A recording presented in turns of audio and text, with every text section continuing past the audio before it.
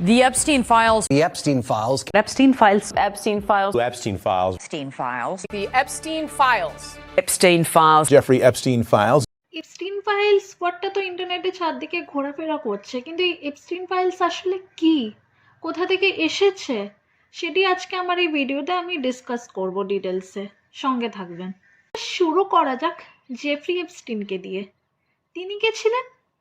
তিনি ছিলেন একটি অত্যন্ত জঘন্য এবং দুর্নীতিগ্রস্ত একজন মানুষ। নিউ ইয়র্কেই তার জন্ম, পড়াশোনা এবং বড় হওয়া। কর্মজীবনে শুরুতে তিনি ছিলেন একটি ম্যাথসের টিচার, কিন্তু কিছুদিন পরে তিনি জে এপস্টিন অ্যান্ড কোম্পানিজ নামক একটি ফিনান্সিয়াল কোম্পানি খুলে ফেলেন। প্রথম থেকেই কিন্তু তার অনেক বড় বড় ব্যক্তিদের সাথে ওঠা বসা ছিল, কিন্তু এই কোম্পানি খোলার পর থেকে তিনি অনেক ধনী ব্যক্তিদের ওয়েলথ ম্যানেজমেন্ট শুরু করেন। তার বিভিন্ন রাজনীতিবিদ, সেলিব্রিটি অ্যান্ড বিজনেস লিডার্সদের সাথে ভীষণ বড়োভাবে ওঠা বসা শুরু হয়। কিন্তু এটাই সব কিছু ছিল না। পর্দার আড়ালে তার আসল কাজ ছিল খুব ভয়ঙ্কর ও বিকৃষ্ট। তিনি বিভিন্ন ছোট ছোট মেয়েদেরকে পাচার করতেন এবং যৌনভাবে শোষণ করতেন। বিভিন্ন দেশ থেকে ছোট ছোট মেয়েদেরকে তুলে আনা হতো এবং তার বিভিন্ন প্রভাবশালী ক্লায়েন্টদের হাতে তাদেরকে তুলে দেওয়া হতো যৌন শিকারের জন্য। এইসব জঘন্য কাজগুলো চলতো তার নিজস্ব আইল্যান্ডে, যার নাম এপস্টিন আইল্যান্ড। এই আইল্যান্ডের অফিসিয়াল নেম হলো লিটল সেন্ট জেমস, যেটা ইউএস ভার্জিনিয়া আইল্যান্ডে অবস্থিত। এই আইল্যান্ডেই তিনি বিভিন্ন প্রভাবশালী ব্যক্তিদেরকে নিয়ে আসতেন এবং ছোট ছোট মেয়েদেরকে নির্যাতন করতেন। তিনি নিজে যখন প্রাইভেট জেটে করে আইল্যান্ডে যেতেন তখন সব কিছুর রেকর্ডিং রাখতেন, যাতে ওগুলো ইউজ করে পরে ব্ল্যাকমেলিং করা যায়।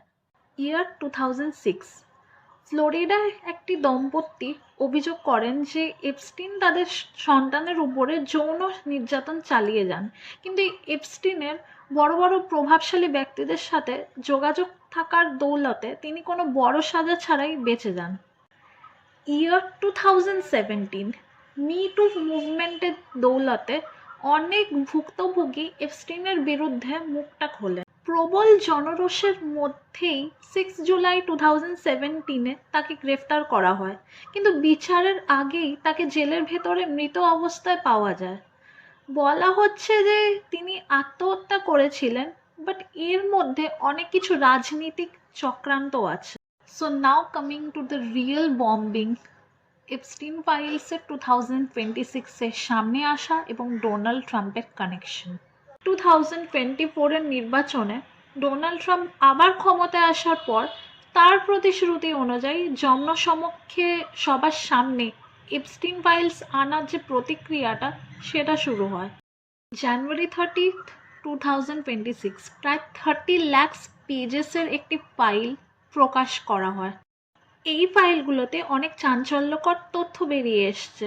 অনেক বড় বড় ব্যক্তিদের নাম বেরিয়ে এসছে, যেমন Bill Gates, Melinda Gates, Mark Zuckerberg, তারপর স্টিফেন হকিংস, এলন মাস্ক, এছাড়াও আরও অনেক বড় বড় ব্যক্তিদের ছবি এবং নামের উল্লেখ পাওয়া গেছে।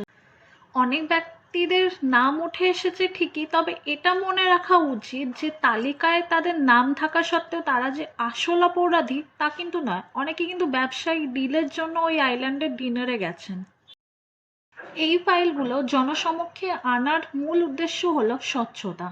যদিও মূল অপরাধী মৃত, কিন্তু যারা তাকে এই অপরাধে সাহায্য করেছেন, যেমন ঘিসলেন ম্যাক্সওয়েল, যিনি এখনও বর্তমানে জেল খাটছেন, এছাড়াও আরও যে ব্যক্তি তাদেরকে সহায়তা করেছেন, তাদেরকে আইনে আওতায় আনাটা কিন্তু এখন ভীষণভাবে ইম্পর্ট্যান্ট।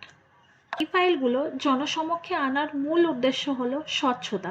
যদিও মূল অপরাধী মৃত, কিন্তু যারা তাকে সাহায্য করেছেন বা যারা তার সহায়ক, যেমন ঘিসলেন ম্যাক্সওয়েল, যিনি বর্তমানে জেল খাটছেন, এবং আরও অন্যান্য ব্যক্তি যারা এই অপরাধের সাথে যুক্ত আছেন, তাদেরকে আইনের আওতায় আনা কিন্তু এখন একটি মূল উদ্দেশ্য। তো ভিডিওটি এখানেই শেষ করলাম। ইন্ডিয়ার কেউ এপস্টিন ফাইলসের সাথে যুক্ত আছে কি না আমি কোনো ব্যক্তির নাম উল্লেখ করছি না এই ভিডিওতে, কারণ আমার কাছে প্রপার প্রমাণ নেই। সবাই সুস্থ থাকবেন, ভালো থাকবেন, অ্যান্ড ভিডিওটি ভালো লেগে থাকলে অবশ্যই আমাকে জানাবেন।